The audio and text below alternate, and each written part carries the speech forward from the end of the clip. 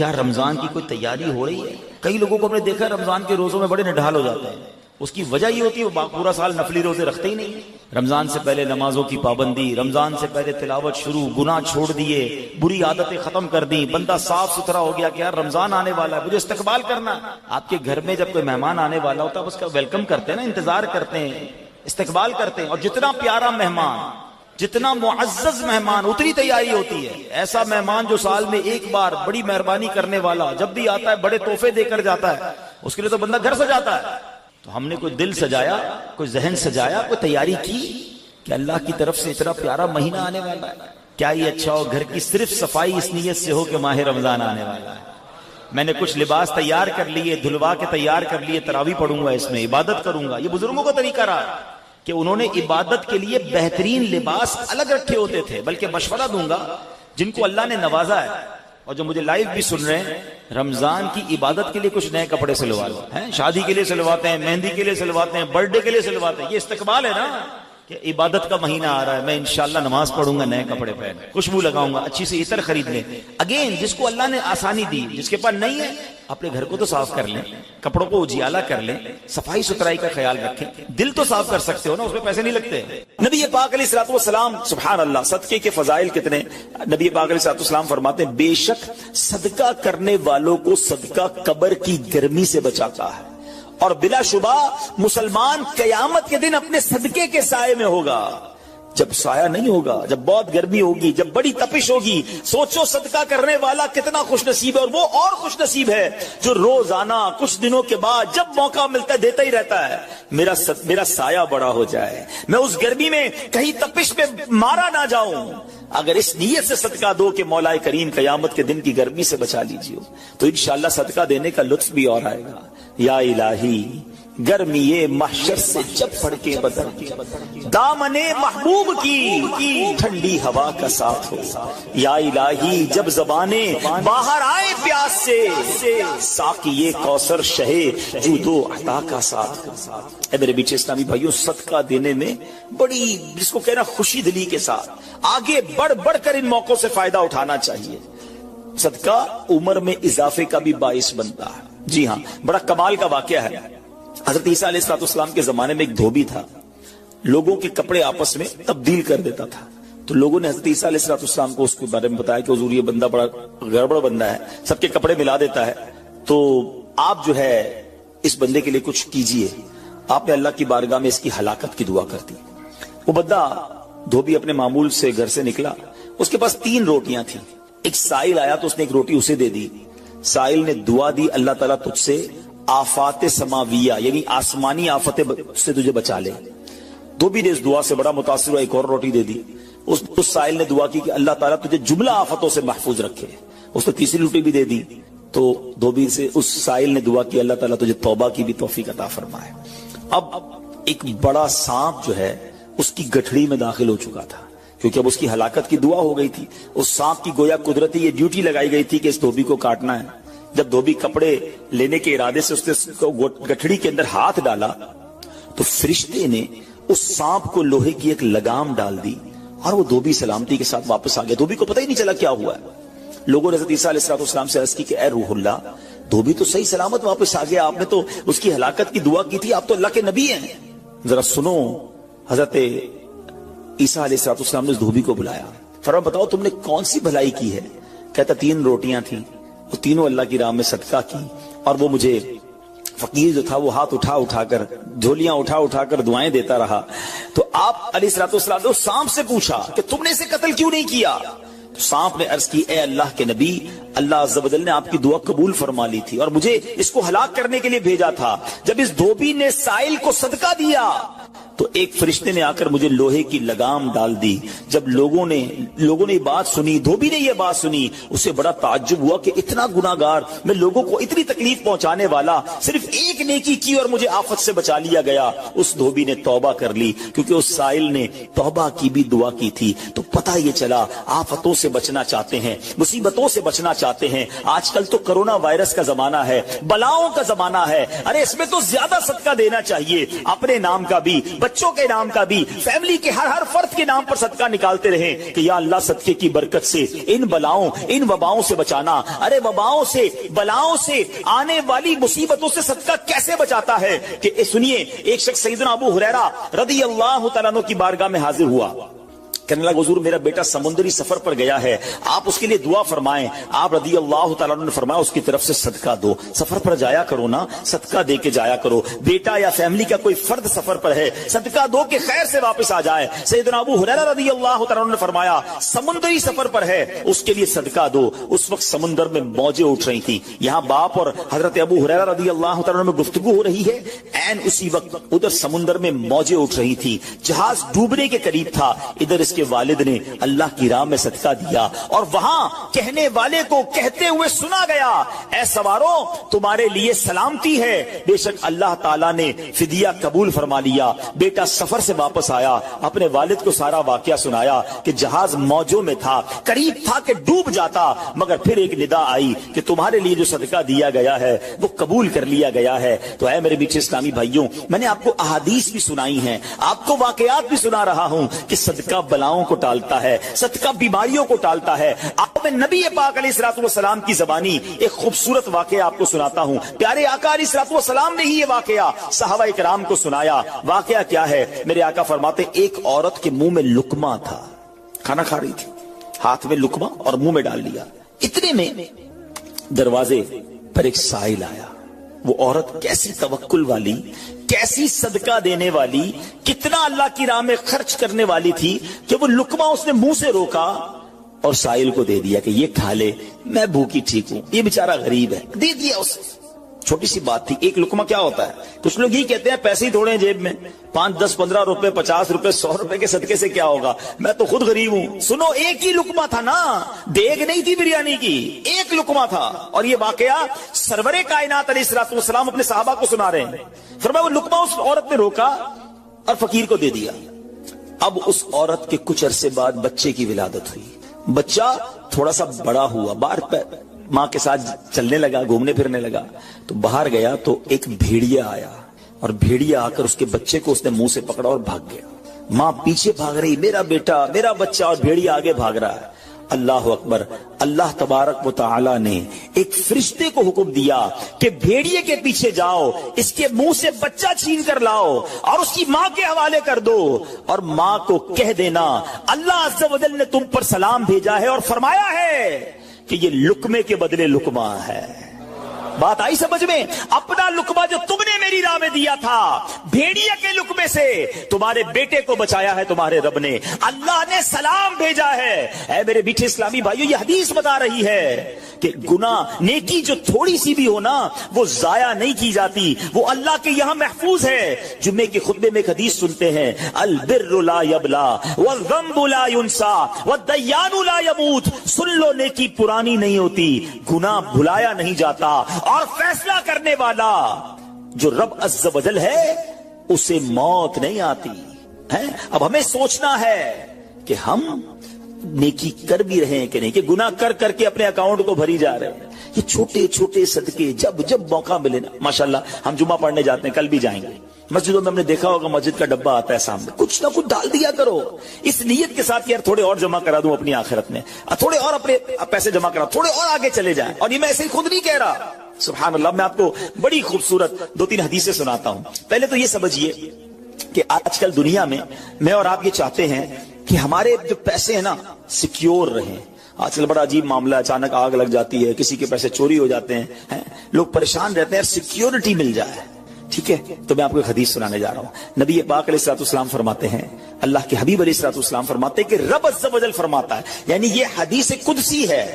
اللہ فرماتا ہے, اے ابن آدم, اپنے خزانے میں سے میرے پاس کچھ جمع کر دے, اپنے پیسوں میں سے کچھ پیسے میرے پاس جمع کر دے. میں حدیث کا خلاصہ عرض کر رہا ہوں, نہ جلے گا, نہ ڈوبے گا, نہ چوری کیا جائے گا. سنو کیسی سیکیورٹی ہے, इंश्योरेंस आजकल लोग कराते हैं जिसमें बाज़ औक़ात हराम इंश्योरेंस होती है। मैं आपको सुभान अल्लाह एक ऐसी गारंटीड मदनी इंश्योरेंस बता रहा हूं कि रब फरमा रहा है, अल्लाह फरमा रहा है, अपना माल मेरे पास जमा करा दे, न जलेगा, न डूबेगा, न चोरी होगा। और अल्लाह फरमाता है मैं उस वक्त तुझे पूरा बदला दूंगा जब तू इसका ज्यादा जरूरतमंद होगा। कौन सा वक्त होगा वो? कयामत का दिन, जब बच्चा मां के पास जाएगा ना, मां एक नेकी दे दे, मां फंस गया हूं, एक नेकी चाहिए, मां उस एक नेकी में भी बेटे की मदद नहीं करेगी। मां जाएगी औलाद के पास कि बेटा मेरा एक गुनाह ले लो, औलाद कहेगा मां से कि नहीं मैं तुम्हारी मदद नहीं कर सकता। बाप बेटे की हेल्प नहीं करेगा, ऐसा हाल। मगर कौन हामी होगा? अल्लाह अकबर। मेरे आला हजरत से पूछो, फरमाते हैं रजा उनके सिवा रजा कोई हामी नहीं जहां। कहां? क़यामत के दिन क्या होगा? उनके सिवा रजा कोई हामी नहीं जहां। गुजरा करे पिसर पे फिदर को खबर ना हो। बेटे पे गुजरेगी, बाप भी जवाब नहीं देगा। जरा तसव्वुर करें, इमेजिन करें, क़यामत का दिन होगा, किसी का नामा या माल तोला जा रहा हो और एक नेकी की वजह से वो फंस जाए। गुनाह एक ज्यादा है, पलड़ा बिल्कुल एक नेकी की वजह से नीचे है। कितना याद आएगा कि काश थोड़ा और सदका कर देता, काश 2 रकत नफल पढ़ लेता। नफल छोड़ देते हो ना, नफल ही है ना, है? दुरूद नहीं पढ़ते, जिक्र इलाही नहीं करते, छोटी छोटी नेकी समझकर छोड़ते हो। अगर ये छोड़ते वक्त ख्याल आए ना कि कहीं ऐसा ना हो कि वही एक नेकी कम पड़ गई और मैं अल्लाह ना करे जहन्नम में न डाल दिया जाऊं। फअम्मा मन थकुलत मवाज़ीन, जिसकी तोले भारी हो गई, कुरान कहता है फहुवा फी ईशतिर रादिया, वो मन मानते चैन में, ऐश में होगा। और जिसकी तोले हल्की पड़ गई, वह अम्मा मन खफ्फत मवाज़ीन फउम्मुहु हाविया वमा अदराका मा हिया नारुन हामिया। जिसकी तोले हल्की पड़ गई, वो नीचा दिखाने वाली गोद में है, और वो क्या है तुमने क्या जाना?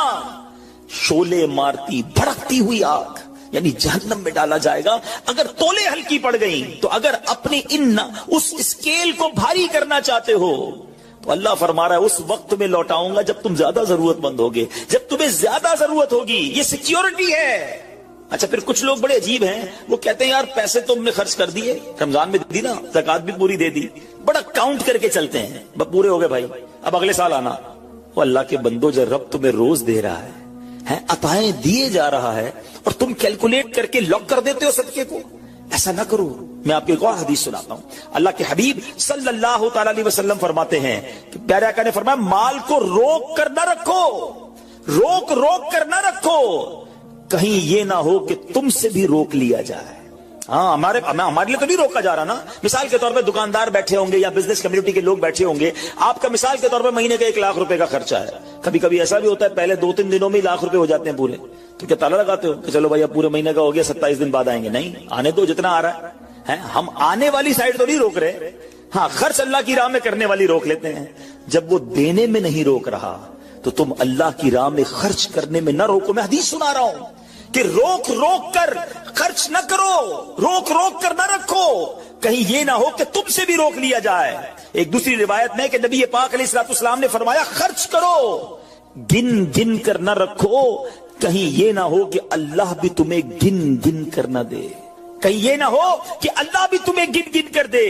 और बचा कर ना रखो, कहीं ऐसा ना हो कि अल्लाह भी तुमसे बचा कर रखने लगे।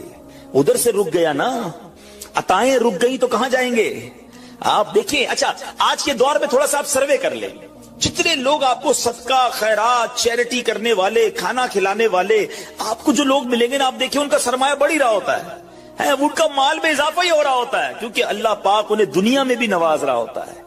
तो है मेरे बीचे इस्लामी भाइयों, फिर कितनी चीजें आप देखें कि बच रही हैं, बलाओं से बच रहे हैं, आफतों से बच रहे हैं, रिस्क में इजाफा, बुरी मौत से बचाओ, कयामत के दिन अपने सदके के साए में बंदा रहे, दुनिया में माल में इजाफा, यानी बेनिफिट ही बेनिफिट है, फायदा ही फायदा है अल्लाह की राह में खर्च करना। और सच्ची बात यह है कि ये ब्रिलियंट कमाल की इन्वेस्टमेंट है कि जो आपको मिलेगी। अच्छा, दुनिया में लोग माज़अल्लाह सुम्मा माज़अल्लाह सूद पर पैसे देते हैं, حرام جہنم میں لے جانے والے کا. پیسے دیتے ہیں اور وہ بڑھا کے دیتے ہیں, ہے نا, بینک میں رکھواتے ہیں, ادھر سے بڑھ جاتے ہیں. جہاں جہاں غیر شرعی کام ہے میں اس کی بات کر رہا ہوں. تو کبھی بھی ایسے منافع کی طرف نظر نہیں ہونی چاہیے, کیونکہ سود پر کام کرنے والا یہ اللہ سے جنگ کرتا ہے. اللہ مجھے, آپ کو, ہماری نسلوں کو حرام روزی سے بچائے, فقط حلال روزی عطا فرمائے. مگر آؤ میں آپ کو ایک ایسی انویسٹمنٹ بتا رہا ہوں جس میں اضافہ بھی ہوگا, اور ایسا اضافہ ہوگا کہ دنیا میں کوئی آپ کو ایسا منافع نہیں دے گا. اور یہ میں نہیں کہہ رہا, حدیث پاک کا مفہوم ہے. ہم جب صدقہ کرتے ہیں نا, میرے اور آپ کے ہاتھ سے نکلتا ہے. اللہ کے حبیب علیہ الصلوۃ والسلام فرماتے ہیں, جس کا مضمون ہے کہ جب صدقہ بندے کے ہاتھ سے نکلتا ہے, ہاتھ سے نکلتے ہی اللہ کے دستے قدرت میں چلا جاتا ہے, اور اللہ تمہارے صدقوں کو پالتا ہے جیسے تم جانور کو پالتے ہو. چھوٹا بچڑا ہوتا ہے, چھوٹا جانور ہوتا ہے, آہستہ آہستہ بڑا ہوتا ہے نا. فرمایا جب بندہ کھجور کا صدقہ دیتا ہے نا, قیامت کے دن اس کھجور کے صدقے کا رب کریم اسے احد پہاڑ جتنا ثواب عطا فرمائے گا. بڑھتا جائے گا, بڑھتا جائے گا. تھوڑا تھوڑا صدقہ بھی قیامت کے دن اللہ نے چاہا پہاڑوں کی مانند ملے گا. تو میں آپ سے پوچھتا ہوں کہ آخرت کے اکاؤنٹ میں کیا جمع کروایا ہے؟ لوگ کہتے ہیں میں نے فلاں جگہ سیف ڈپوزٹ کرائی ہوئی ہے, فلاں جگہ انویسٹمنٹ کی ہوئی ہے, فلاں پراپرٹی لی ہوئی ہے, اس کا ریٹ بھی بڑھ رہا ہے, ادھر سے کرایہ آ رہا ہے, سونا لے کے رکھ لیا اس کا ریٹ بڑھ رہا ہے, جناب ڈالر رکھنا چاہیے. عجیب عجیب پلاننگ ہے. کس لیے؟ دنیا کے لیے. ادھر کے لیے کوئی اکاؤنٹ کھولا نہیں کھولا. آخر میں آپ کو لاجیکلی ایک چوٹ کرنے والا واقعہ سناتا ہوں, پھر انشاءاللہ کنکلوژن کی طرف آتے ہیں. کہ ایک ملک تھا, اس میں بڑا نرالا کمپٹیشن ہوا, امیزنگ, حیرتناک. بادشاہ تو بادشاہ ہوتے ہیں, مرضی جو ان کی کریں. بادشاہ نے اعلان کر دیا جناب پورے ملک میں چیک کرو سب سے بڑا بے وقوف کون ہے, اس کو تحفہ دینا ہے. عقل مندوں کے مقابلے تو سنے تھے, بے وقوف کا مقابلہ. چلے جناب, شروع ہو گئے مقابلے. عجیب عجیب بے وقوف آتے تھے, اپنے کرتب دکھاتے, اپنی باتیں دکھاتے. وزیر تھے جو ٹیسٹ کرتے کرتے کرتے آخرکار ایک بندہ ایسا تھا جس سے بڑا بے وقوف پورے ملک میں نہیں تھا. بادشاہ کے سامنے کھڑا کر دیا. کہ بادشاہ سلامت, بڑے تجربے کیے, بڑے ٹیسٹ کیے, he is the biggest fool of our country, یہ ہمارے ملک کا سب سے بڑا جو ہے نا بے وقوف ہے. بادشاہ نے کہا چیک کر لیا, چیک کر لیا. بادشاہ نے اپنی مالا اتاری سونے جواہرات کی, اس بے وقوف کو پہنا دی. بے وقوف بڑا خوش گھر آیا.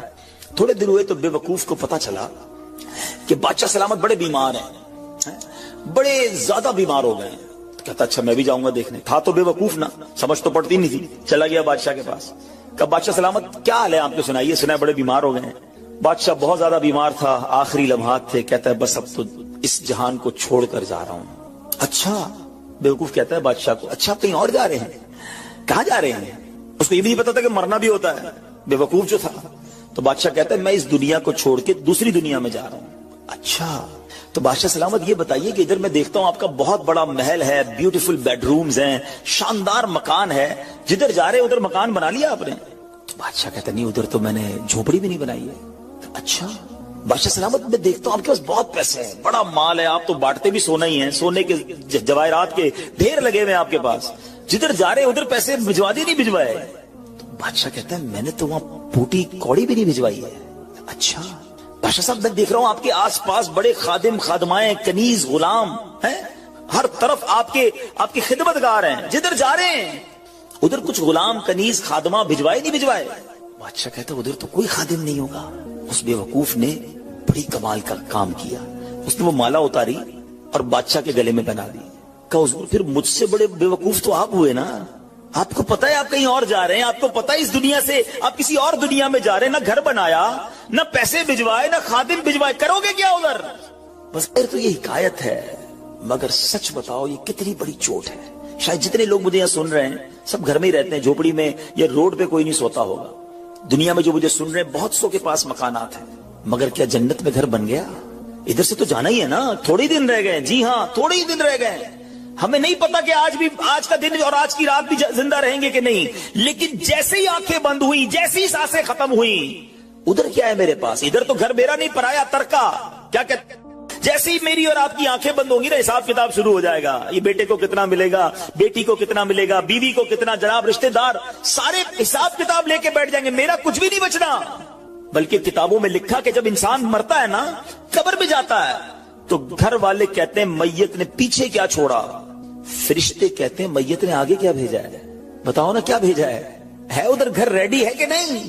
ادھر کچھ پیسے, ادھر کوئی ڈپوزٹ, جو اللہ فرما رہا ہے اپنا خزانہ میرے پاس جمع کروا, میں تجھے لوٹاؤں گا. میں نے جمع کروایا کہ نہیں؟ یہ سوچنے والی بات ہے. یہ سب ادھر رہ جائے گا. کتنا کھا لوں گا میں, کتنا پہن لوں گا, جو بڑا ہوا وہ ادھر ہی رہ جانا ہے. ادھر بھیج دوں کیونکہ وہاں اکیلا ہوں گا. میرے اعمال تولے جائیں گے اور مجھے پتا ہے گناہ ہی گناہ ہے, خطائیں ہی خطائیں ہیں. مارا جاؤں گا, پکڑا جاؤں گا. اگر اللہ صدقہ قبول کر لے, کچھ نیکیاں ایسی کر جاؤں جو آخرت کے اکاؤنٹ میں جمع ہو جائے. تو اے میرے میٹھے اسلامی بھائیوں, خدا را آج یہ ذہن بنا لیجئے کہ جب بھی اللہ کی راہ میں خرچ کرنے کی باری آئے تو اس کو برڈن فیل نہ کریں, بوجھ فیل نہ کریں, سعادت فیل کریں. محسوس کریں کہ یا اللہ تیری مہربانی, پھر موقع دیا اپنے اکاؤنٹ میں جمع کرانے کا. بلکہ اکثر ایسے ہوں گے جو سوچ رہے ہوں گے یار اپنے پاس تو اتنے پیسے نہیں ہیں, ہم کہاں سے بنائیں گے. اللہ دل دیکھتا ہے, وہاں نیتیں دیکھی جاتی ہیں. ہاں آپ نیت تو کر لو نا کہ اللہ مجھے مسجد بنانی ہے, اللہ انتظام خود کر دے گا. میں جب اللہ کے گھر کو بنانے کی نیت کروں گا تو غیب کے خزانوں سے دینا اسی نے ہے. اور ہاں انشاءاللہ آگے میں آپ کو حدیث سناؤں گا. اللہ کے حبیب علیہ الصلوۃ والسلام فرماتے ہیں جو اللہ کے لیے مسجد بنائے اللہ اس کے لیے جنت میں گھر بناتا ہے. اچھا پھر ایسا نہیں ہے کہ بڑی مسجد بنائے کروڑوں روپے کی, نہیں. ایک اور حدیث پاک ہے جس کا مضمون ہے جو چڑیا کے گھونسلے جتنی بھی حدیث بنائے اللہ چڑیا کے گھونسلے جتنی بھی مسجد بنائے اللہ قریب اسے بھی جنت میں گھر عطا فرمائے گا. اب چڑیا کے گھونسلے جتنی تو مسجد نہیں بنتی نا. اس کا مطلب یہ ہے کہ کوئی مسجد میں ایک اینٹ بھی لگا دے, اتنا بھی حصہ ملا لے, اللہ اسے بھی جنت میں گھر عطا فرمائے گا. تو میں آپ سب کو مشورہ دیتا ہوں, ہم سب نے دنیا سے جانا ہے, مسجدیں باقی رہیں گی. یہ مسجد پتہ ہے کیوں باقی رہتی ہے؟ میں اللہ کی رحمت سے پوری دنیا میں ٹریول کرتا ہوں, میں نے دیکھا چرچ بکتے ہیں, مندر بکتے ہیں, گرجا گھر بکتے ہیں. یہودیوں کی عبادت گاہ بھی اب تو بکنا شروع ہو گئی, مسجد نہیں بکتی ہے. وہ بک بھی نہیں سکتی ہے. کیوں؟ کسی کی پراپرٹی نہیں بچتی نا. وہ ہم کیا کہتے ہیں جب مسجد کو وقف کرتے ہیں, وقف اللہ. اس کا مطلب کیا ہوا؟ ہم کہتے ہیں بھائی یہ پلاٹ آپ کا تھا اب ان کے نام ہو گیا, ان کا تھا تو ان کے نام ہو گیا, اب یہ مالکانہ حقوق انہیں مل گئے. یہ ایکچولی اللہ کے نام ہو جاتا ہے, یہ اللہ کے لیے وقف ہو جاتا ہے. اب کہ دنیا میں کوئی اس کا مالک نہیں ہے. اس پراپرٹی کا مالک کون ہو جاتا ہے؟ ویسے تو ساری کائنات کا مالک وہی ہے, مگر یہ اللہ کے لیے وقف ہو جاتی ہے. اب یہ قیامت تک کے لیے مسجد ہو جائے گی. آپ کو 1400 سال سے مسجدیں نظر آ رہی ہیں. مسجد قباء موجود ہے نا, مسجد نبوی موجود ہے. کب بنی تھی؟ 1400 سال پہلے. پلاٹ, پلازے, بلڈنگیں ختم ہو جاتے ہیں, مسجدیں قیامت تک باقی رہتی ہیں. اللہ کرے کہ یہ انویسٹمنٹ ہمیں سمجھ آ جائے. میں تو ان کو بھی کہوں گا جنہوں نے یہ مسجد بنائی ہے کہ ایک پہ آپ نے بھی نہیں رکنا ہے. اللہ نے یہ کام کروا لیا, آپ نوٹ کر لیں انشاءاللہ. میں تو سب سے کئیوں سے بات کی ہے, جس نے بھی مسجد بنائی ہے نا, اللہ نے وہ مال تو اسے دنیا میں ملٹی پلائی کر کے دے ہی دینا ہے. یہ تو واپس آ جائے گا, آ بھی چکا ہوگا یا آنے والا ہوگا. ہاں کیونکہ آخرت میں جنت کا گھر الگ ملے گا, ادھر ملٹیپلیکیشن الگ ہے. تو یہ اللہ سے کاروبار کر کے آپ بھی دیکھ لو. اور سبحان اللہ میں ایک اور مشورہ دیتا ہوں کہ جب دعوت اسلامی والے مسجد بنائے نا, تب تو سبحان اللہ آپ نے سمجھنا یہ لاٹری لگ رہی ہے. کیونکہ دعوت اسلامی والے مسجد نہیں بناتے, ثواب کی پوری فیکٹری لگاتے ہیں. ابھی میں ان سے مشورہ کر رہا, دیکھیں ابھی تو آج پہلی نماز ہوئی ہے نا, ہم نے پتہ کیا سوچنا شروع کر دیا ہے, بیسمنٹ میں کیا ہوگا. انشاءاللہ ہم پلان کر رہے ہیں کہ بیسمنٹ میں ہماری اسلامی بہنوں کا اجتماع ہوگا. بیسمنٹ میں اسلامی بہنوں کا جامعۃ المدینہ لگے گا, یعنی نیچے خواتین کی ثواب کی فیکٹری لگ جائے گی. یہاں انشاءاللہ نمازیں ہو رہی ہوں گی. اللہ نے چاہا اس کی سیکنڈ تھرڈ فلور پہ جا کے اب انشاءاللہ یہاں کے بچوں کے لیے جو درس نظامی کی کلاسیں ہیں, اور بھی ہو سکتا ہے بہت سارے کورسز ہم ڈیزائن کریں. ورنہ نارملی مسجد بنتی ہے, نماز ہو رہی ہوتی ہے, یہاں درس شروع ہو جائے گا, یہاں مدرسۃ المدینہ بالغان شروع ہو جائے گا. اللہ نے چاہا یا قافلے آنا شروع ہو جائیں گے. رمضان چل رہا ہے, آخر میں اعتکاف شروع ہو جائے گا. تھوڑے دنوں بعد ہو سکتا ہے یہاں کوئی کورس اناؤنس ہو جائے کہ جناب 3 دن کا کورس ہے, آئیے عبادت کرتے ہیں, کورس سیکھتے ہیں. تو بنانے والوں کے تو وارے نیارے ہو گئے نا کہ ہر وقت ثواب کا بیٹر جاری ہے. تو دعوت اسلامی والے جب مسجد دنیا میں کہیں بنائے, میرا آپ کو مشورہ ہے کہ وہ آپ کے پاس آئے نہ آئے, آپ خود آگے بڑھیں کہ یار تھوڑا حصہ میرا بھی ملا لو, یار میری ماں کے نام پر, میرے والد کے نام پر, آپ کی مہربانی مجھے پارٹنر بنا لو, کیونکہ یہ قیامت تک ثواب چلتا رہے گا اور مجھے بھی اس کا ثواب ملتا رہے گا. اللہ ہماری دعوت اسلامی کو سلامت رکھے. اس مسجد کو بنانے والوں کو پہنچ گئی یہ کیسا بندہ ہے. تو عرض کیا گیا یہ وہ شخص ہے جس میں 3 صفات ہیں.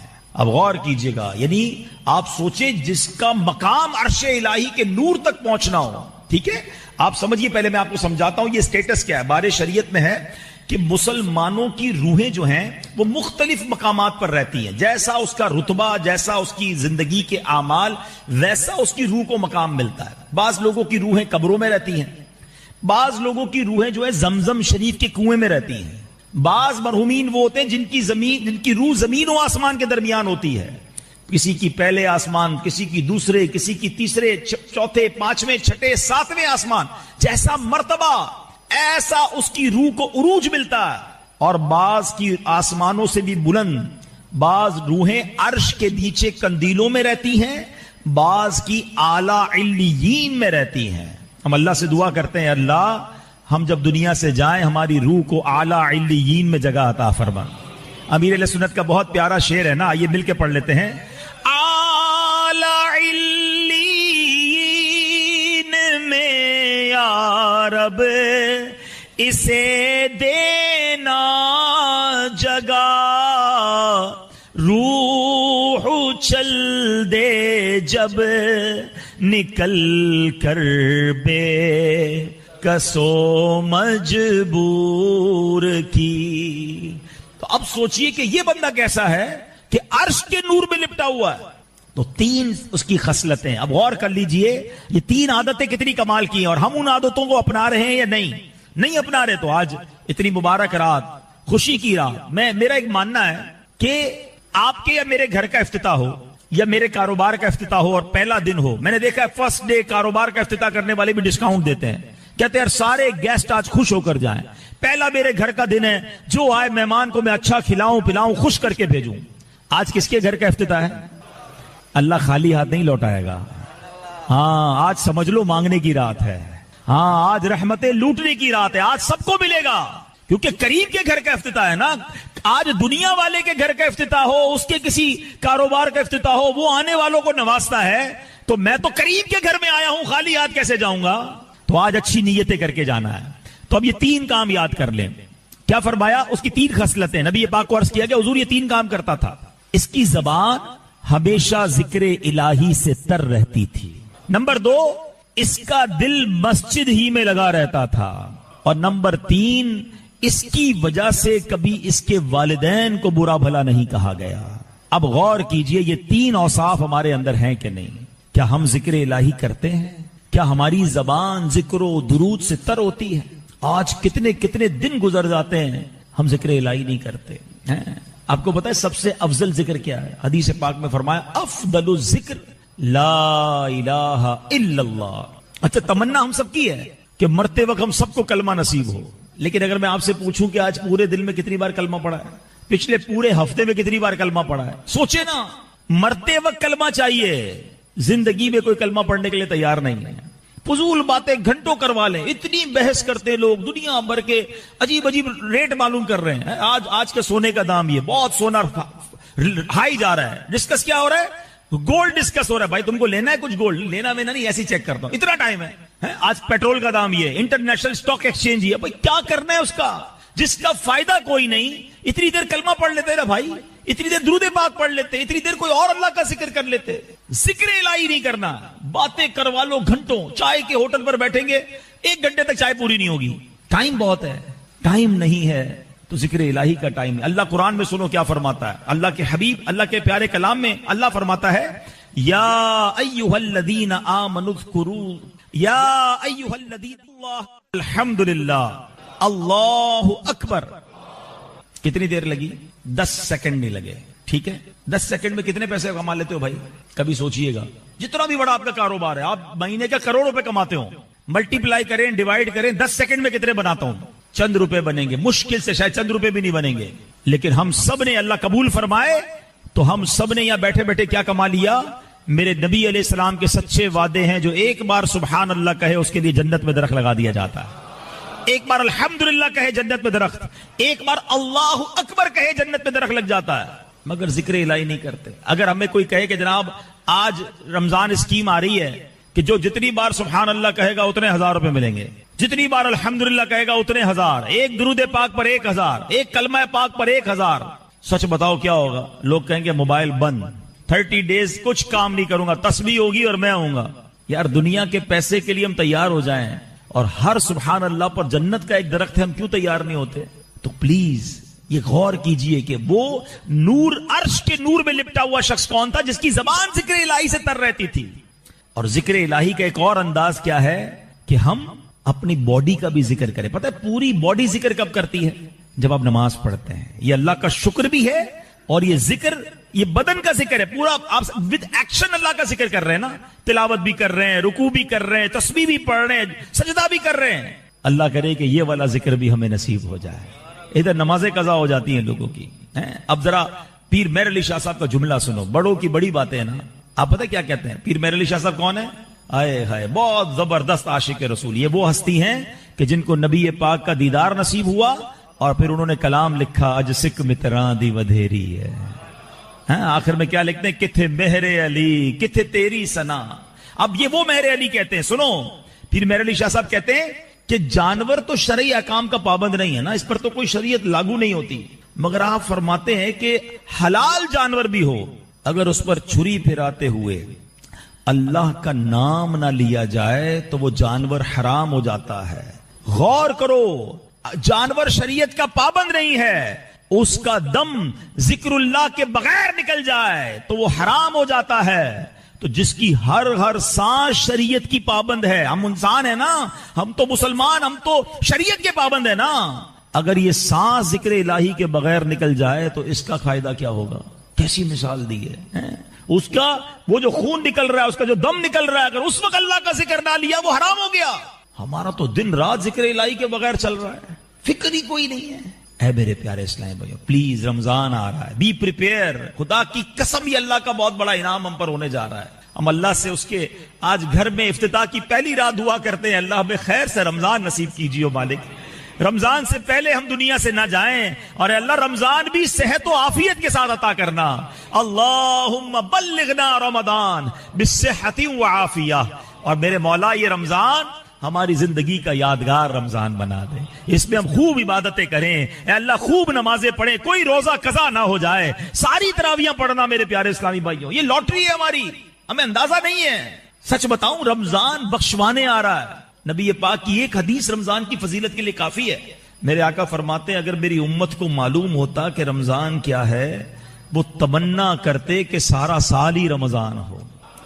مولا علی پتہ کیا فرماتے, شیر خدا کرم اللہ تعالی وجہ الکریم, فرمایا اگر اللہ کو اس امت کو عذاب دینا ہوتا نا تو اس امت کو سورہ اخلاص اور رمضان عطا نہ فرماتا.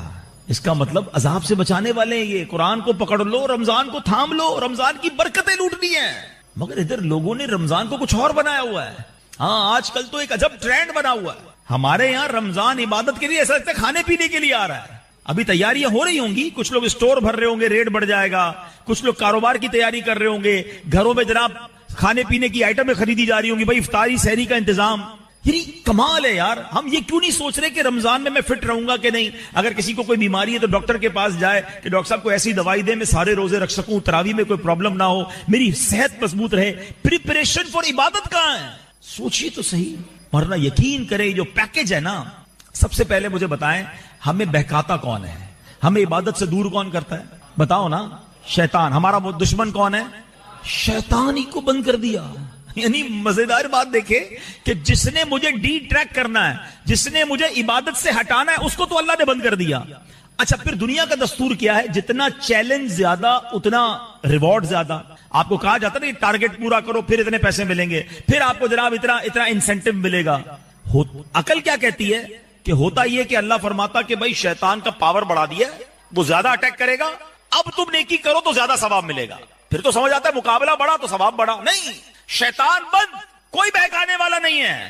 اب سبحان اللہ نفل پڑھو تو فرض کا ثواب ملے گا, فرض پڑھو تو 70 گنا ثواب ملے گا. روزہ رکھو تو اللہ فرماتا ہے روزہ دار کی جزا میں خود ہوں. روزہ دار کا سونا بھی عبادت. روزہ دار کے منہ سے بدبو جو منہ آتی ہے افطار سے پہلے, فرمایا وہ مشک کی خوشبو سے زیادہ اللہ کے یہاں پسندیدہ ہے. راتوں کو رحمت کے دروازے کھول دیے جاتے ہیں. اور میں آپ کو ایک اور بات بتاؤں, be prepare for the first night. Ramzan کی پہلی رات انشاءاللہ 2-3 دن میں آنے والی ہے, ایسی اسپیشل رات ہے. سبحان اللہ, حدیث پاک میں آتا ہے جب رمضان کی پہلی رات آتی ہے اللہ اس امت پر نظر رحمت فرماتا ہے, اور جس پر رب نظر رحمت فرمایا اسے کبھی عذاب نہیں دے گا. پہلی رات تو تیار ہو کے بیٹھنا ہے. ہاں پہلی رات رحمت کے دروازے کھلیں گے جو آخری رمضان تک بند نہیں ہوں گے. آپ کو پتہ ہے کروشل ٹائم کون سا ہے؟ ڈیلی روز افطار کے وقت 10 لاکھ گناہگار جہنم سے آزاد کیے جائیں گے. بتاؤ افطار کے وقت کیا کیفیت ہونی چاہیے؟ ہمارے گھر میں تو افراتفری ہے.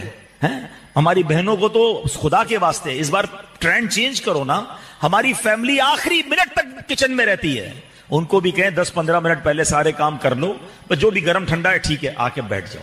अब दस्तरखान पर काश हाथ उठे हुए, मुझे भी बख्श दे, मेरी माँ को भी बख्श दे, मेरे वालिद को भी बख्श दे, मेरे बच्चे भी बैठे हैं इनको भी बख्श दे, मेरी ज़ौजा को भी बख्श दे। कितना अच्छा हो कि सारी फैमिली हाथ उठाकर दुआ करे। और ए कराची वालों, आपके लिए तो बड़ा जबरदस्त मौका है। बाकी दुनिया में जो लोग हमें सुन रहे हैं ना, उनको इफ्तार का टाइम मदनी चैनल से मैच नहीं होता उनका। हम तो कराची में और फैजान मदीना में इफ्तार के वक्त सुभान अल्लाह क्या मंजर होता है। आपको पता है 5000 लोग एहतिकाफ में बैठ रहे हैं, पूरी दुनिया से 5000 अफराद आ रहे हैं, और उनको इंशाल्लाह हम प्लान कर रहे हैं अब 5000 अफराद अगर इंशाल्लाह बैठेंगे और उनके हाथ उठे होंगे और अल्लाह के वली के साथ वो दुआएं कर रहे होते हैं, अगर हम भी अपने घर पे या तो वहां पहुंच जाएं, वहां नहीं आ सकते तो मदनी चैनल पर सारे घर वाले मिलकर दुआ में शामिल हो। ये 10 लाख गुनाहगार बख्शे जा रहे हैं। प्लीज इसकी तैयारी करनी है। आपको पता है रमजान में हर सजदे पर, हदीस पाक का मजमून है, 1500 नेकियां दी जाती हैं और हर सजदे पर जन्नत में सुर्ख याकूत का एक घर अता फरमाया जाएगा। वो लोग सोचे जो तरावियों से भाग जाते हैं, 3 रोजा तरावी, 7 रोजा तरावी, मैं नहीं कहता नहीं होनी चाहिए, मगर 3 रोजा का मतलब ये नहीं कि पढ़ के गायब, पूरा रमजान तरावी पढ़े ना, हर सजदे पर आपको 1500 नेकियां मिल रही हैं। फिर कैसे आपका जनाब आप सजदा ना करने को जी चाहता है? मजा तो ये है नमाज पढ़ें, यार मैं रात को उठकर तहज्जुद भी पढ़ूं, मैं अवाबीन भी पढ़ूं, मैं इशराक चाश भी पढ़ूं, लेकिन ऐसा नहीं है। लोग तरावी पहले 4-5 दिन रमजान में तरावी पढ़ रहे होते लोग, उसके बाद हमने देखा आहिस्ता आहिस्ता आहिस्ता नमाजी कम होना शुरू हो जाते हैं। आप सोचिए हम ये क्या कर रहे हैं। काश ये बात हमें समझ आए। तो ऐ मेरे प्यारे इस्लामी भाइयों, इस बार नियत करें कि रमजान में पूरी तरावी पढ़ेंगे इंशाअल्लाह, रमजान में पूरे रोजे रखेंगे, तो इंशाअल्लाह इसकी बरकत हमें नसीब होंगी। दुरूद पाक पढ़ ले, सल्लु अलल हबीब। बहरहाल इंशाअल्लाह आवाज जा रही है जितनी जा रही है, आप इंतजाम करें। तो मैं ये अर्ज कर रहा था कि हमें ये बात समझनी है कि ये अल्लाह के जिक्र से अपनी जबानों को तर रखना जो है ये बहुत बड़ी नेमत है। तो इंशाअल्लाह रमजान में प्रैक्टिस करें कि हम अल्लाह पाक का जिक्र करेंगे इंशाअल्लाह। हम इंशाअल्लाह इसमें अल्लाह ने चाहा तो ये रमजान फिर इबादत करेंगे इंशाअल्लाह, रमजान के बाद भी जिक्र इलाही में रहेंगे इंशाअल्लाह। अब दूसरी बात वो ये है कि हमें ये गौर करना है कि दूसरा उसका वस्फ क्या था कि उसका दिल मस्जिद में लगा रहे। अब हमारा दिल क्या मस्जिद में लगता है? अब रमजान आ रहा है, हमने देखा कई लोग मस्जिद में आते हैं, लेकिन मस्जिद में आने के बाद बाहर निकलने की बड़ी जल्दी होती है, उनको ये बड़ा कैफी कब निकलूं मस्जिद से बाहर। नहीं, मस्जिद में दिल लगाओ, ये अल्लाह का घर है। मोमिन की मिसाल दी गई कि मोमिन मस्जिद में ऐसे होता है जैसे मछली पानी के अंदर होती है, लेकिन बाज लोग हमने देखा कि मस्जिद में आते हैं तो ऐसा लगता है मछली पानी के बाहर है। मछली पानी के बाहर कैसे तड़प रही होती है, उनको भी ऐसी तड़प लगी हो, जल्दी भागें, इमाम साहब बस सलाम फेरे तो हम निकल जाएं। क्यों? बाहर बैठने के लिए आपके पास टाइम है, मस्जिद में क्यों नहीं बैठना भाई? एक और हदीस पाक है जिसका मजमून है कि अल्लाह कयामत के दिन अपने अर्श का साया जिन खुशनसीबों को नसीब फरमाएगा ना, उनमें एक खुशनसीब वो है कि जो मस्जिद से बाहर जाए तो उसका दिल मस्जिद में लगा हो। उलमा ने इसकी मिसाल दी कि मस्जिद में दिल लगने का मतलब क्या है। फरमाया जैसे हर काम के बाद घर जाने को जी चाहता है ना, यार काम खत्म हुआ चलो घर चलते हैं, थोड़ा मौका मिला चलो घर चलते हैं, दिल लगा है ना घर में। फरमाया क्या ऐसा मस्जिद में आने को जी चाहता है? यार जोहर पढ़ ली, अब असर का टाइम कब होगा, अब मगरिब का टाइम कब होगा, अब दोबारा कब जाऊंगा मस्जिद में? नहीं है लोगों का ये माइंडसेट। प्लीज अपने आप को मस्जिद से जोड़ें। और ये रमजान अब आते हैं मस्जिद में, अब यहां मेरी उनसे भी गुजारिश है जो रमजान में आते हैं, आना चाहिए पूरा साल, लेकिन एक और प्रॉब्लम क्या है कि मस्जिद में आकर मस्जिद का अदब नहीं करते। पहले याद कर लीजिए अल्लाह का घर है। हम दुनिया में किसी मिनिस्टर, किसी वजीर, किसी बड़े महल में जाएं, कितना तैयार होके जाते हैं, यार उसके आदाब का ख्याल रखें। मस्जिद का किसी को ख्याल ही नहीं होता, जैसे कपड़े वैसे पहन के आ जाते हैं। आपको पता है बाज सूरतों में जब आपके लिबास और आपके मुंह से, जिस्म से अगर बू आ रही है तो बाज सूरतों में मस्जिद में आना ही जायज नहीं है, मगर लोग अब आ रहे होते हैं, कैसे कपड़े पहने, पसीने की बू आ रही है, कोई तैयारी नहीं। यार आप कहीं जाते हो तैयार होके जाते हो, अल्लाह के घर में आओ, खुशबू लगाएं, अपना चेहरा साफ करें, अच्छे तरीके से होकर आए, अच्छे कपड़े पहनकर आए।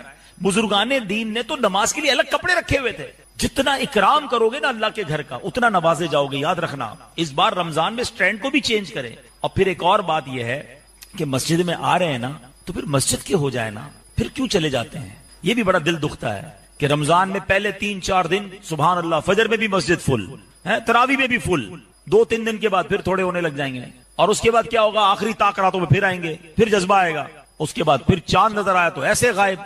तो अब रमजान के तो मुसलमान नहीं है ना। प्लीज सारा साल मस्जिदों से दिल लगाओ, ये अल्लाह का घर है, बैठा करो, अल्लाह से बातें किया करो, अल्लाह के घर में आकर मांगा करो उससे, वो अता फरमाने वाला है। आप बताओ ना, आपके घर में कोई आ जाए, मिसाल देता हूं, आपका कोई जानने वाला आपके घर में आए और आकर रोना शुरू कर दे, क्या परेशान हूं, मुसीबत में हूं, मेरी मदद करो। आप कहेंगे यार ये तो घर के अंदर आ गया है, घर में आकर रो रहा है, अब तो करना ही पड़ेगा ना कुछ, दुनिया का भी दस्तूर है ना, घर आए को कौन मना करता है। अब जो अल्लाह के घर में आके बैठ गया, करीम के घर में आके बैठ गया, हम तो नमाज के बाद भाग, नमाज के अलावा भी बैठा करो, बेशक लोग जा रहे जाने दो, कोना पकड़ लो, बैठ जाओ। दुनिया को बताते हो ना अपने प्रॉब्लम। मैं आपको एक आज मशवरा देता हूं, अपने दिल का दिल की बात दुनिया वालों को मत बताया करो, किसी को मत बताया करो क्या प्रॉब्लम है, कोई कुछ नहीं कर सकता। दुनिया वाले मजाक उड़ाते हैं, आप किसी को जाकर कहते हैं ना मेरा ये प्रॉब्लम है, मेरा ये मसला है, आप हल कर दें, हल नहीं करते, पीछे जाके बातें करते हैं, आया था मेरे पास, बड़ा परेशान था, इसका तो ये मसला था, इसका तो ये मसला था। मैं क्यों बताऊं किसी को यार मेरा मसला, जिस रब्बे कायनात ने मसला हल करना है, जो मुसब्बिबल असबाब है, जो शाफिअल अमराज है, जो दुनिया को नवाज रहा है, बैठ जाओ ना उसके घर में। आ गया हूं या अल्लाह तेरे घर में, परेशान हूं, थक गया हूं मौला, दुनिया भर के धक्के खा लिए, मसला हल नहीं हुआ करीम, अब तेरे घर में आकर बैठ गया हूं और तू मेरी मां से ज्यादा मुझे चाहने वाला है, ए अल्लाह बस मेरी झोली भर दे। बातें करो अल्लाह से, दिल की बातें करो। बीमार हूं अल्लाह, इलाज नहीं हो रहा, अल्लाह पैसे भी नहीं है इलाज के, ए मालिक मदीने जाना है उसके लिए भी पैसे नहीं है, लोग जा रहे हैं मैं अकेला रह जाता हूं, अल्लाह तू तो करीब है, मुझे भी मक्के मदीने दिखा दे।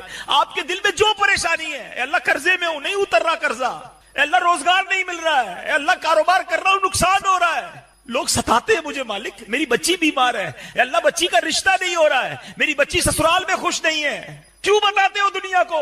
उस गरीब के घर में क्यों नहीं आकर बैठ जाते, जो खुद फरमाता है उदऊनी अस्तजिब लकुम, मांगो मैं तुम्हें अता करूंगा। दुनिया वाले मजाक उड़ाते हैं हमारा, हम उनके धक्के खाते हैं, और जो वो अपनी रहमत का दरवाजा बंद नहीं फरमाता। और रमजान में अरे रातों में रहमत का निदा देने वाला फरिश्ता निदा देता है कोई मांगने वाला कि उसको अता किया जाए, है कोई तौबा करने वाला उसकी तौबा कबूल की जाए, है कोई मगफिरत का सवाली उसका सवाल पूरा किया जाए। और हमारे लोग क्या कर रहे हैं, रमजान क्रिकेट टूर्नामेंट हो रहा है, उन रातों में जिन रातों में पुकारा जा रहा है कोई मांगने वाला, क्या कर रहे हैं, सहरी खाने जा रहा हूं, किधर जा रहे हो, रात को फला जगह डिनर करने जा रहा हूं, रोडों पे घूम रहे हैं। अरे रहमत के दर खुले हुए किधर भाग रहे हो यार, बैठ जाओ अल्लाह के घर में, ना जाओ बाहर। ये पूरी जिंदगी पड़ी है खाने पीने के लिए, पता नहीं फिर रमजान मिले ना मिले है। क्या पिछले रमजान में ऐसे लोग नहीं थे जो इस रमजान में हमारे साथ नहीं है? अगले रमजान में हो सकता है मेरे बारे में कोई बात करे, आपके बारे में बात करे, यार भाई हमारे साथ था, अब नहीं, चला गया दुनिया से। अरे अगर रमजान मिल जाए ना, जाया मत करना।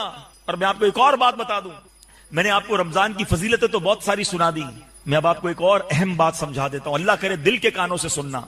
ब्लेसिंग्स, बरकतें कमाल है रमजान की, मगर एक साइड भूल जाते हैं हम। पहले एक फार्मूला समझ लो, जब किसी मकाम और किसी वक्त का तकद्दुस बढ़ जाता है ना, वो मकाम और वक्त मुकद्दस होता है, मुबारक होता है, तो उस मकाम और उस वक्त में गुनाह करना, उस मकाम या उस वक्त में अल्लाह को नाराज करना, उसकी पनिशमेंट भी ज्यादा होती है, वो मामला और सीवियर हो जाता है, सख्त हो जाता है। आसान लफ्जों में समझाता हूं, कोई बंदा रोड पर झूठ बोले, इस सड़क पर जा रहा और गाने बाजे सुन रहा हो, गलत है, नाजायज है, हराम है, लेकिन मस्जिद के अंदर आकर गाने बाजे सुने, इधर आकर कोई गाली निकाले, आप क्या कहोगे, अरे खुदा के बंदे क्या कर रहे हो, अल्लाह के लोग शायद मारने के लिए खड़े हो जाए उसे कि मस्जिद में गाने बाजे क्यों भाई, बाहर भी तो बजा रहा था। आप कहेंगे बाहर बजाना ठीक था भाई, ये तो मस्जिद है, ये तो और अजाब आ जाएगा, और गुनाह हो जाएगा। मकाम चेंज हुआ, सीवियरिटी बढ़ गई ना, सख्ती बढ़ गई ना। कोई मक्के में जाके गुनाह करे, मक्का पाक की क्या नेकी है, हुदूद हरम में एक नेकी 1,00,000 नेकी, एक गुनाह 1,00,000 गुनाह। क्यों भाई, फरमाया मकाम मक्का इबादत के लिए, तुम मक्के जाके भी गुनाह कर रहे हो। मुफ्ती अहमद यार खान नईमी फरमाते हैं जुम्मा का दिन इतना मुबारक है कि जुम्मे के दिन कोई एक नेकी करे 70 नेकियां मिलती हैं, 70 टाइम मल्टीप्लाई हो जाता है, मगर जुम्मा के दिन कोई गुनाह करे तो उसका गुनाह भी 70 गुना हो जाता है। हर जुम्मे एक फार्मूला बनाओ, नेकियां करें मगर उससे ज्यादा जरूरी गुनाह ना करें। ये अलग टॉपिक है कि कई मुल्कों में, कई पाकिस्तान के शहरों में जुम्मा छुट्टी है ना, तो जुमेरात हो गई वीकेंड नाइट, तो लोग जुमेरात को भी ज्यादा गुनाह कर रहे हैं, जुम्मे को भी ज्यादा गुनाह कर रहे हैं क्योंकि छुट्टी का दिन है। अरे अल्लाह के बंदो, वो छुट्टी इसलिए दी गई थी ज्यादा इबादत करते, मगर ये हाल है हमारा। मगर अब आओ रमजान में गुनाह करने का मतलब समझते हो आप? हाँ, ये समझ लो, हदीस पाक का मजमून है, जो रमजान में एक गुनाह करे उसके 1 साल के अमाल बर्बाद कर दिए जाएंगे। एक गुनाह, مولا علی شیر خدا کرم اللہ تعالی وجہ الکریم نے ایک مردے کو دیکھا. آپ اللہ کے ولی تھے, آپ کی نگاہیں تھی, سبحان اللہ, آپ نے عذاب قبر میں اسے دیکھ لیا. مردہ پکار رہا ہے, علی میری سفارش کیجئے, میں آگ میں جل رہا ہوں. آپ نے اللہ کی بارگاہ میں دعا کی, مولا اسے بچا لے. ارشاد ہوا, اے علی اس کی سفارش نہ کریں, کیونکہ یہ رمضان میں دن میں تو روزے رکھتا تھا, رات گناہوں سے باز نہیں آتا تھا. روزہ رکھنے والے کو عذاب دیا جا رہا ہے, کیوں کہ رات گناہوں میں بیتتی تھی. ہم سوچیں, ہم میں سے بہت سارے لوگ ہیں جو روزے رکھتے ہیں, بڑی اچھی بات ہے, روزہ قضا نہیں ہونا چاہیے, تراویح بھی پڑھ لیتے ہوں گے, مگر گناہ سے بچ رہے کہ نہیں بچ رہے, یہ زیادہ ضروری ہے. چیک کریں وہ تمام دروازے بند کرنے مجھے رمضان سے پہلے کہ جن سے میں گناہ کر بیٹھتا ہوں. ہیں آپ کو اور مجھے ایک بار بیٹھنا پڑے گا, تسلی سے سمجھنا پڑے گا کہ کون کون سا ایسا دروازہ ہے جس سے میں گناہ کر بیٹھتا ہوں, تاکہ وہ دروازے سارے بند کر دوں, ورنہ مر جاؤں گا. رمضان میں گناہوں کی عادت رہی تو میں تو مارا گیا نا. لوگ بخشے جا رہے اور میں گناہ کر کے عذاب کا حقدار بن رہا ہوں اتنے مقدس مہینے میں. دیکھیں ایسا کوئی بٹن نہیں ہے کہ جیسے ہی رمضان آئے گا تو میرا جھوٹ کا بٹن بھی بند ہو جائے گا, میرا جناب غیبت کا بٹن بھی بند ہو جائے گا, بد نگاہی کا بھی بند ہو جائے گا, حرام کمائی کا, مجھے خود کرنے پڑیں گے یہ بٹن بند. اس کے لیے ذہن ایک بار بیٹھے. دیکھیں میں آپ کو مشورہ ہی دے سکتا ہوں.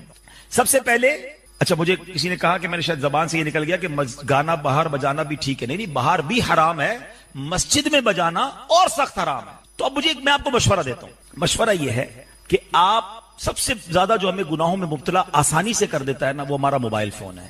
ہم نے عجیب معاملہ ہے, لوگوں کے موبائل فون میں اتنے پیجز لائک کیے ہیں, اتنے گروپوں میں شامل ہیں, جب کھولتے کوئی نہ کوئی ویڈیو آ جاتی ہے جس میں بے پردگی ہے, میوزک ہے, حرام ہے. آپ رمضان میں کم از کم اپنی عادت بنائیں کہ سوشل میڈیا پہ نہیں جانا ہے. ضرورت ہے واٹس ایپ وغیرہ کی تو بھائی میسج کر دیا, کسی کو فون کر لیا, باقی سوشل میڈیا اس لیے نہ کھولیں گے تو کچھ نہ کچھ ایسا ہو جائے گا, ایک گناہ ایک سال کے اعمال نہ برباد کر دے. سیکنڈ نمبر پہ یہ دیکھیں کہ اگر کچھ دوستوں کی گیدرنگ ایسی ہے کہ میں جب بھی جاتا ہوں غیبت, چگلی, ہنسی مذاق, کسی کو تنگ کرنا, جھوٹ, نہیں یار میں اس گیدرنگ میں نہ جاؤں کیونکہ وہاں جاؤں گا تو گناہ ہو جائیں گے, میں تلاوت کر لیتا ہوں, میں مسجد میں وقت گزار لیتا ہوں, میں کوئی اور نیکی کر لیتا ہوں. نہیں, کوئی دوست وغیرہ رات نہیں جاگ سکتے, سو جائے. گناہ نہیں کرنا. پہلا فارمولہ یہ بنا ہے کہ اس بار ماہ رمضان میں نے کوئی گناہ نہیں کرنا ہے انشاءاللہ. ٹی وی آپ کو مدری چینل کھولنا ہے کھولیں, ورنہ ٹی وی بھی نہ کھولیں. اپنے آپ کو بچائیں, کیونکہ یہ مقدس بھائی. آپ خود سوچیں یار, اللہ نے ہماری بخشش کے لیے شیطان کو بند کر دیا, ثواب بڑھا دیا, اور پھر بھی ہم گناہ کریں تو غضب کو دعوت دینا ہے نا. تو نیت کر لے انشاءاللہ. اور بیسٹ طریقہ اگر واقعی اپنے آپ کو کوئی بندہ سمجھتا ہے نا کہ یار مجھے گناہ سے واقعی بچنا ہے, اس رمضان میں ایک گناہ نہیں کرنا, تو بیسٹ وے پتہ ہے کیا ہے؟ دعوت اسلامی والوں کو اللہ سلامت رکھے, پورے مہینے کا اعتکاف کروا رہے ہیں. فیضان مدینہ میں پورے مہینے کا 5000 لوگ پوری دنیا سے آ رہے ہیں, ریکویسٹیں کر رہے ہیں ہمیں داخلہ مل جائے. تو یہ دعوت اسلامی نے کر دکھایا نا. ایک مہینہ کر کے دیکھ لیں اعتکاف, لائف چینج ہو جاتی ہے, لوگ بدل کے جاتے ہیں. پورا مہینہ نہیں تو 10 دن کا اعتکاف کرے. دعوت اسلامی والوں کے ساتھ اعتکاف کا فائدہ یہ کہ وہ صرف اعتکاف نہیں ہوتا, وہ پوری ٹریننگ ہوتی ہے. تو انشاءاللہ ہم عبادت کرنے والے بن جائیں گے. تو بس اس رمضان میں نیت کر لے انشاءاللہ ایک گناہ بھی نہیں کروں گا انشاءاللہ.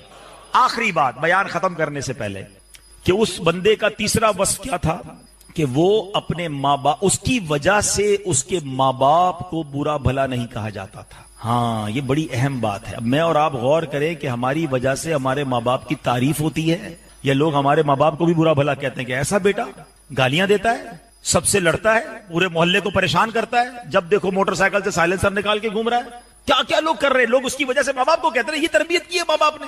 وہ کتنا بدبخت ہے کہ جس کی وجہ سے اس کے ماں باپ انتقال بھی کر گئے ہوتے ہیں, پھر بھی لوگ ان کے ماں باپ کو کہہ رہے ہوتے ہیں کہ یار کیا اولاد چھوڑ کے گئے, سب کو پریشان کر رہا ہے. ایسے مت بنو, ماں باپ کے لیے خوشی کا باعث بنے. یعنی اللہ کرے میں ایسی اولاد بنوں کہ مجھے دیکھ کر لوگ کہے کہ ماشاءاللہ کیا تربیت کی ہے ماں باپ نے. یہ بیٹا ایسا ہے تو ماں باپ کیسے ہوں گے, یہ بیٹا تو ماں باپ کی مغفرت کا ذریعہ ہے. ایسے بنے نا کہ میرے ماں باپ کی نیک نامی کا ہم باعث بنے.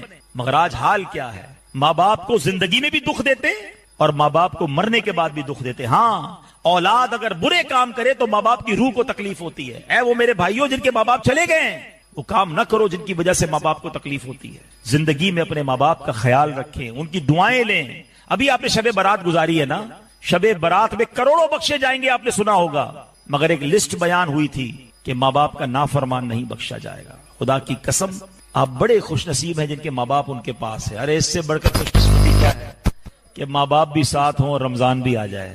آئے ہائے, افطار میں ماں ساتھ ہو, افطار میں والد ساتھ ہو تو چاہیے کیا. ان کی دعائیں ہوں گی تو میرا تو بیڑا پار ہو جائے گا نا. مگر ہمارا حال یہ ہے کہ ماں باپ گھر میں ہوتے ہوئے بھی ہم سے تکلیف میں ہوتے ہیں. پوچھو ان سے جن کے ماں باپ چلے گئے ہیں, بڑے یاد آتے ہیں, خاص طور پہ ان دنوں میں تو بہت یاد آتے ہیں. تو اپنے ماں باپ کی قدر کیجئے, ان کی دعائیں لیجئے, اور یہاں میں ماں باپ سے بھی ایک بات کرنا چاہتا ہوں کہ جو آج کا دور ہے نا اس میں خدا کے واسطے اپنے بچوں کا خیال رکھیں. ان بچوں کو ایسی صحبتوں سے بچائیں جو ایمان چھیننے والی. آج سے کچھ عرصہ پہلے پتہ کیا ہوتا تھا کہ بچے بری صحبت میں جا کر بے عمل ہو رہے تھے, بے نمازی ہو جاتے تھے, ناچ گانوں میں پڑ جاتے تھے, غلط کاموں میں پڑ جاتے, وہ بھی غلط تھا. مگر آج تو ایسی صحبتیں آ گئی ہیں کہ بچوں کا ایمان جانے کا ڈر ہو گیا. جگہ جگہ الگ الگ قسم کے جناب فتنے سر اٹھا رہے ہیں, اور جناب کسی ماں باپ کو, کچھ لوگوں کو فکر ہی نہیں ہے. اب دیکھیں نا آئے دن آپ کیا خبریں سن رہے ہیں. اسکول کالجز میں بڑا شوق ہے پڑھانے کا, میں نہیں کہتا نہ پڑھاؤ, لیکن یہ تو چیک کرو اس کا ماحول کیسا ہے. کیا ہر جگہ بھیجنا ضروری ہے؟ میں بھی پچھلے دنوں میں نے نگران شورا کا ایک بیان سن رہا تھا.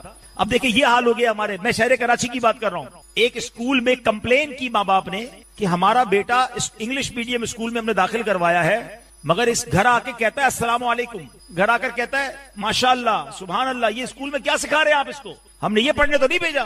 اسکول والوں نے سرچ کیا تو پتا چلا کہ ایک ٹیچر ہے وہ یہ سکھا رہے ہیں, ان کو بلایا آپ کیوں کر رہے ہیں.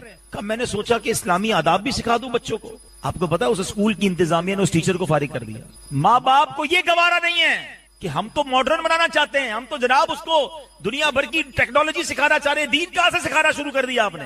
یہ کیسے مسلمان ماں باپ ہیں؟ اور پھر کیا ہو رہا ہے, میں اشارتاً کہہ دوں گا, جو آج کل سوشل میڈیا پہ چل رہی ہے خبریں, ہر تھوڑے دنوں بعد آپ سنتے ہیں کہ ڈرگ پیتے ہوئے اور پتہ نہیں کن کن چکروں میں ایک لڑکے نے دوسرے لڑکے کو مار دیا.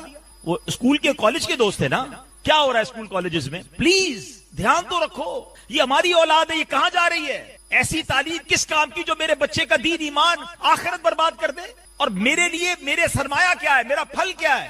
نیک اولاد. یاد رکھیے گا آپ کے پاس اربوں روپے, اور اگر اولاد فرما بردار نہیں تو کس کام کے؟ وہ اولاد بعد میں آپ ہی کے پیسے کو عیاشی میں خرچ کرے گی. اولاد کو نیک بنانے کی فکر کریں, اولاد کی اچھی تربیت کی فکر کریں. اور وہ کب ہوگا؟ جب ہم اچھے بنیں گے. ہم اچھے بھی بنیں اور اولاد کو اپنے ساتھ رکھیں, اولاد کے ہم دوست بن جائیں, اس سے پہلے کہ کوئی اور دوست بن کے اس کا دماغ خراب کر دے. پلیز آپ کو پتا ہے, میں آپ کو مشورہ دیتا ہوں, آپ سب سے پہلے کوشش کریں آپ کی اولاد نمازی بن جائے. خدا کی قسم خوش نصیب ہے وہ ماں باپ جن کی اولاد نمازی ہے.